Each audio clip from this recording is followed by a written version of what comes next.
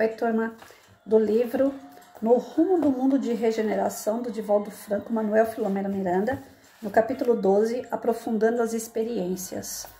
A gente vai dar continuidade aqui no texto. A rede cruel de perseguição era mais complexa do que inicialmente eu considerava. Como o queixoso era espiritista e frequentador da mesma instituição na qual nos encontrávamos, havia interesse dos adversários do bem em afligi-lo também dentro, naturalmente, da lei de causa e efeito, porém com o objetivo de prejudicar o programa de cristianização da humanidade ante as soberanas luzes do espiritismo. O que me intrigou no momento foi constatar que esses perseguidores não necessitavam de uma questão de dívida entre eles e aqueles que vitimavam. A questão era mais profunda. Todos quantos se encontram com necessidade evolutiva de melhorar-se estão automaticamente incluídos entre aqueles que os desagradam e por essa razão devem ser eliminados. Ou seja, não era só uma questão pessoal, né? Esses justiceiros aí que está sendo citado no texto eram espíritos que queriam impedir o progresso. Essa é a real, independente de quem seja, né? Nesse sofisma, apoia-se a perversidade dos enfermos espirituais para dar prosseguimento ao seu programa de vingança contra a humanidade que um dia, através das criaturas desacisadas, quais eles neste momento ferira-os na loucura que os dominava. Eis uma das razões básicas para a desarmonia que varre o planeta e o desassossego das existências em verdadeiro torvelinho, como consequência das filosofias nihilistas e utilitaristas, que em todas as épocas se voltaram contra a ordem e o equilíbrio dos seres humanos. Então, vamos lá. Eles procuram, então, trabalhar com as massas, né? Isso significa o quê? Baile funk é um bom começo, né? Então, vamos lá, não vamos atacar um ou outro, ser pontual, né? Vamos pegar esse ou aquele inimigo e vamos perseguir, né? Não, eles não estavam a fim só disso. Eles estavam a fim de frear a evolução humana. E para isso, a gente aponta aqui no Brasil principalmente a questão da promiscuidade, né? As drogas, a drogadição. É o caminho que eles conseguem pegar massas. Grande parte de jovens se entregam às drogas, à bebida, se entregam à promiscuidade, o sexo desenfreado, né? Essa porcaria desses funk da vida aí que só faz a molecada desenvolver a sexualidade de uma forma negativa, né? Depois de baile funk é 10 mil gravidez por ano, indesejada, aí já vem aborto no meio, vem drogadição, vem a bebida, meninas se prostituem, saem de suas casas, abandonam família. Então, eles procuram, através da fraqueza humana, né, que já não quer saber da religiosidade, que não procura uma igreja, um centro espírita, ou seja lá o que for, para desenvolver a sua religiosidade, eles aproveitam e conseguem, então, manobrar massa de pessoas, massas, né? Eles não vão ficar numa pessoa só. Se eles podem pegar mais, né? É o que eles querem. Eles não querem o avanço. Volto a repetir, lá no Transição Planetária foi falado isso, né? A ideia que a espiritualidade inferior tem é, se eles atrasarem o nosso lado evolutivo, eles conseguem permanecer mais tempo aqui. Então a questão é bem egoísta mesmo, né? Não é por maldade, para fazer a maldade ao ser humano. Porque eles não querem sair daqui. Então, enquanto tiver gente aqui, espíritos aqui atrasados, a questão energética atrai eles para cá. Se aqui começar a ter espíritos mais evoluídos, eles vão ser obrigados a ir para um lugar menos evoluído. Então, eles querem manter-se aqui.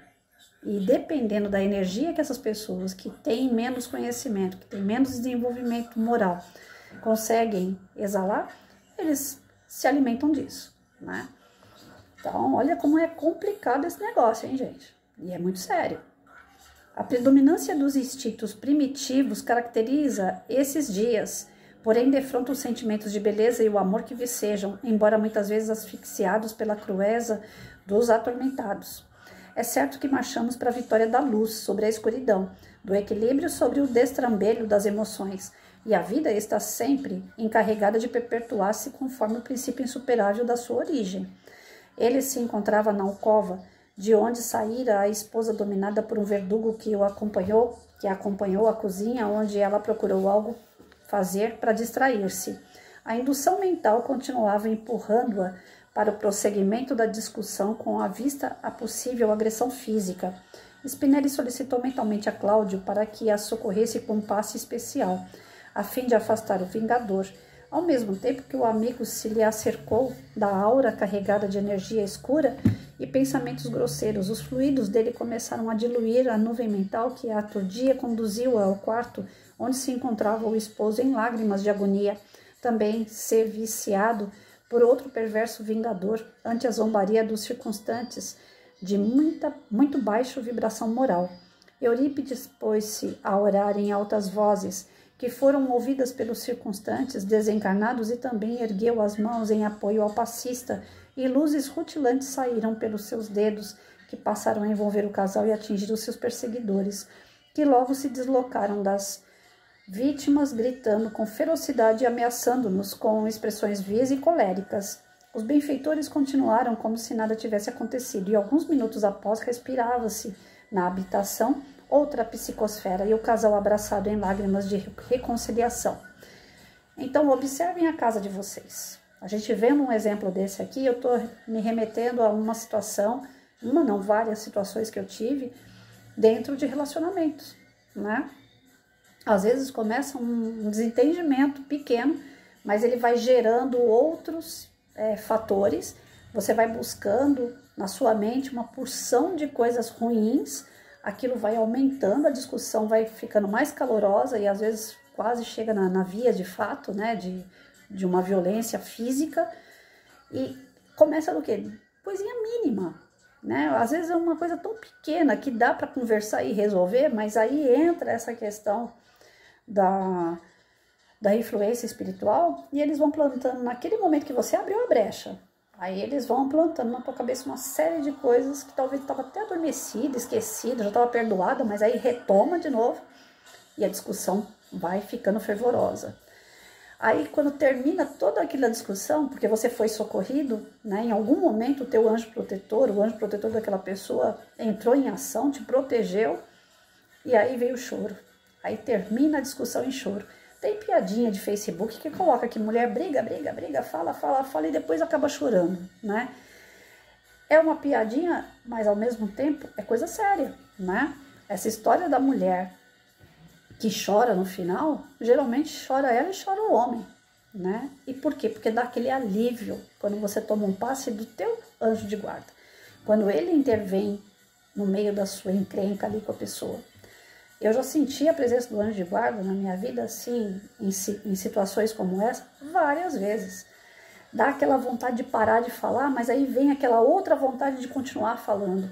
Aí quando você pensa que a discussão acabou, né? Você fala, não, chega, não quero falar mais nada, tô cansada, né? Aí você vai, chora, vai para um canto, fica meio isolado da pessoa. Aí quando você pensa que acalmou, aí já vem de novo perturbar a tua cabeça, aí você vai lá e continua aquela discussão de novo. Só foi para tomar um fôlego. Então esses desequilíbrios dentro de casa é fato, é certeza que sozinho você não está.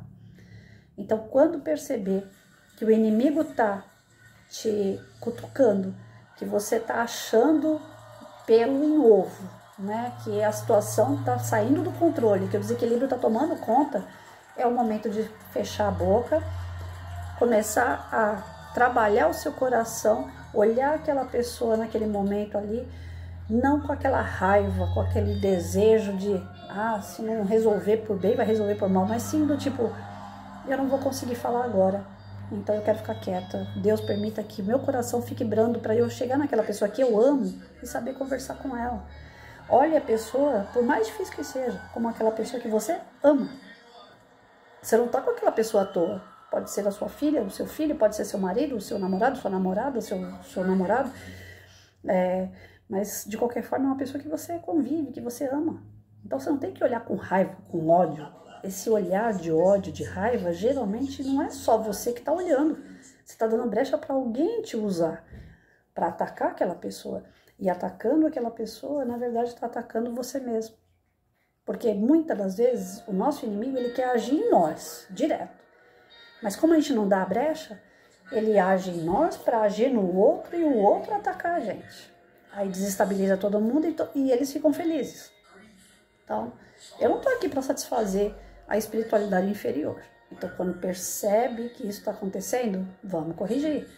E isso eu estou falando para Patrícia também, né? Como eu já falei para vocês outras vezes, eu já fui reprovada nessa situação muitas vezes, gente. Muitas vezes eu queria ter falado apenas uma coisa para a pessoa ter entendido e ponto. Olha, isso aqui eu não gostei, isso aqui tá errado, para mim não serve. E a pessoa, por amor, falar assim, realmente eu pisei na bola. Mas não, isso não vai acontecer. Não espere que numa simples palavra você convença alguém, que você consiga abrir o olho de uma pessoa, principalmente se você tem os seus inimigos espirituais. Eles vão ver você fazer isso. E eles vão fazer de tudo para impedir que isso aconteça. Então eles vão usar o outro, que às vezes está invigilante, para te atacar. Como eles gostariam de atacar diretamente e não conseguem, né? A senhora, recuperada momentaneamente desse passe que eles trabalharam com ela, né, procurava justificar-se das demoradas cenas daquela manhã, enquanto o marido calmo acariciava, rogando-lhe que esquecesse e orasse com ele, agradecendo a Deus o bem-estar que subitamente os acometera, como se fora um milagre. Olha só, né? Isso é amor. Tomadas algumas decisões, Eurípides convocou alguns amigos da sua comunidade e solicitou-lhes permanecer naquele lar até segunda ordem, evitando quanto possível o retorno dos invasores ou a presença de outros do mesmo nível evolutivo. Asserenados os corações, que dialogavam calmamente, estudando a possibilidade de tratar-se de uma perturbação para afligi-los, saímos em direção do nosso abrigo. O dia transcorreu muito movimentado, não somente com o agravamento da doença no país, em face da contaminação volumosa, enquanto se anotavam simultaneamente a dádiva de algumas primeiras recuperações que trouxeram muita alegria a todos. Ao cair da tarde, acercamo-nos do mar e ali ficamos na praia em um recanto de beleza incomum, beneficiando-nos da natureza e conversando sobre as ocorrências do dia que se apagava. Foi estabelecido que no próximo amanhecer realizaríamos uma reunião mediúnica especial para o atendimento de algumas dessas entidades sofredoras que necessitavam de enfrentar a justiça durante o engodo de serem aqueles que a aplicavam. Quando a noite chegou, coroada de astros refulgentes, fomos convidados a preparar a reunião, isto é, atrair os que se comunicariam, a colocação de aparelhos próprios na prática da desobsessão e cuidados especiais com as duas médiuns, uma de cada plano da vida. Deixamos-nos conduzir pelas horas que avançavam e nos beneficiávamos com os trabalhos espirituais da sociedade em que nos encontrávamos e com as ocorrências naturais. Meditava que silêncio absoluto é somente pobreza dos órgãos auditivos e quietude não é paralisia. Há momento incessante em toda parte, porque a vida é realmente um milagre da movimentação. Lentamente e com segurança, a noite avançou e aos primeiros minutos do amanhecer estávamos todos na sala mediúnica, enquanto os trabalhadores espirituais da instituição, solicitados pelo nosso mentor, organizavam os atendimentos e recebiam os convidados, inclusive os irmãos Gumercindo e o confrade que lhe pedira socorro, Dona Clementina, Malvina, que foram despertando suavemente com a lucidez relativa do estado evolutivo de cada qual, todos assessorados e bem assistidos. Então aqui eles vão fazer uma reunião mediúnica, né? E eles estavam se preparando. Amanhã a gente vê como é que vai ser essa reunião mediúnica. Mas por hoje, o nosso conhecimento, o nosso aprendizado aqui é não dar brecha para o mal, né? Quando perceber os desequilíbrios no seu lar, no seu coração, em relação a uma pessoa, ora, cala. Aprende, né, a ter paz primeiro. Porque o próprio Francisco de Assis falava, né? A minha paz vos dou. Jesus dizia isso, a minha paz vos dou. Então vamos aprender com esses grandes mestres da perfeição moral que nós temos que ter paz, para dar paz. Aquilo que está incomodando a gente, aquilo que dói na gente, esperar o momento certo para conversar, um momento tranquilo. Chama a pessoa, faz uma prece primeiro, conversa, tenta ter esse cuidado, né, de espíritos bons em nossa volta para ter um diálogo difícil. Todo diálogo onde você aponta o defeito do outro, algo que ele fez e que te incomodou, que te doeu, que te machucou, gera um melindre no outro, gera insegurança no outro, bate nele aquela questão do egoísmo e do orgulho que ainda está dentro dele. Muitas das vezes aquilo vai gerar uma discussão. Então a gente tem que preparar um ambiente para ter uma conversa com uma pessoa. Não é a pessoa chegar e, olha, você fez isso, isso, isso. Como a Patrícia já cansou de fazer, e só deu errado. Eu fui reprovada todas as vezes que eu fiz isso. E eu não entendi o que é que eu estava fazendo errado. Hoje eu tô aprendendo. Hoje, 51 anos, hoje, eu tô aprendendo o que é que eu fiz de errado a vida toda, né? Eu fui muito de falar, de impor. E o que deu?